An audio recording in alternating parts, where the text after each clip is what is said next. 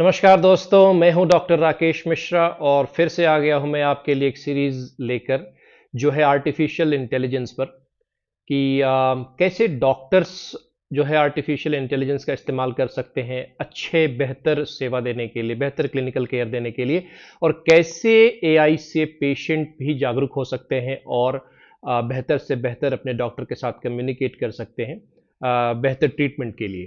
तो इसमें कई सारे सीरीज होंगे। जो मेरा कॉन्सेप्ट है वो 1000 पर्ल्स का है, यानी कि 1000 विषय पर 1000 कीवर्ड्स पर मैं ये रील्स बनाऊंगा और पीरियोडिकली आपके लिए उसको ब्रॉडकास्ट करता रहूंगा। इसेंशियली इस इंट्रोडक्टरी वीडियो में मैं ये कहना चाहता हूं कि जो एआई है वो अब काफी ज्यादा नोटिसेबल है। बट एक और सच इसमें यह भी है कि एआई कोई नई चीज नहीं है। आर्टिफिशियल इंटेलिजेंस सदियों से है, काफी टाइम से है।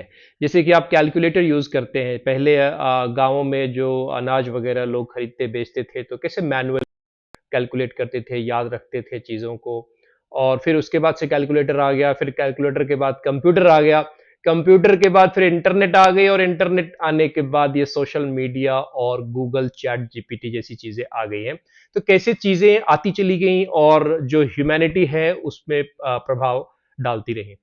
तो इसमें बहुत ज़्यादा ज्ञान की बातें नहीं है, बहुत सिंपल है, ईजी है कि आर्टिफिशियल इंटेलिजेंस एआई जो है वो जितने भी व्यक्ति अभी जीवित हैं और कम्युनिकेट कर सकते हैं वो सब कहीं ना कहीं से एआई से प्रभावित हैं।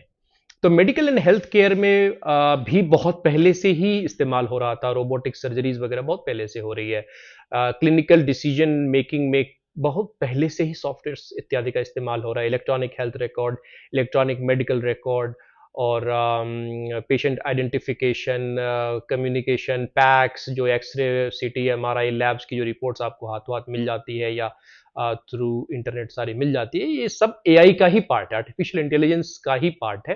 अब जब से ये रेवोल्यूशन गूगल के बाद हुआ है, जो चैट जीपीटी जैसी चीजें आई है, तब लोग इसके बारे में ज्यादा बात करने लगे हैं कि हाँ, चैट जीपीटी से जो है हम बहुत सारे नॉलेजेस ले सकते हैं।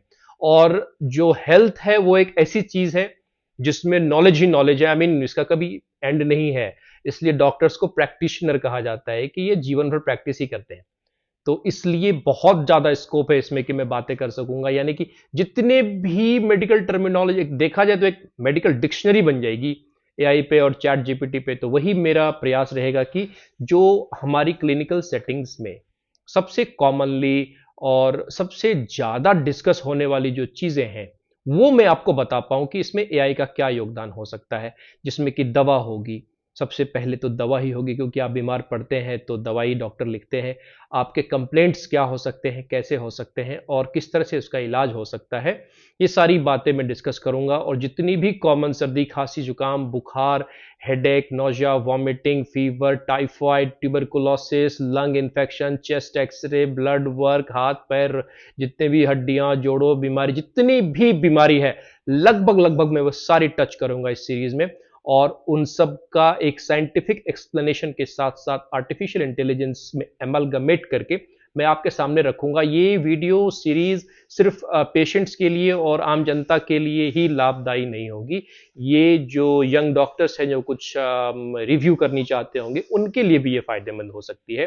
तो इंटरेस्टिंगली बहुत सारे सोर्सेस अवेलेबल हैं और एआई पर प्रेजेंटेशन देने के लिए मुझे एआई का ही सहारा भी लेना पड़ रहा है। मैं एआई जो इसमें चैट जीपीटी है वो उसके भी आपको कुछ एक डेमोज दिखाऊंगा कि कैसे डॉक्टर्स को मदद कर सकते हैं या कैसे पेशेंट्स को मदद कर सकते हैं।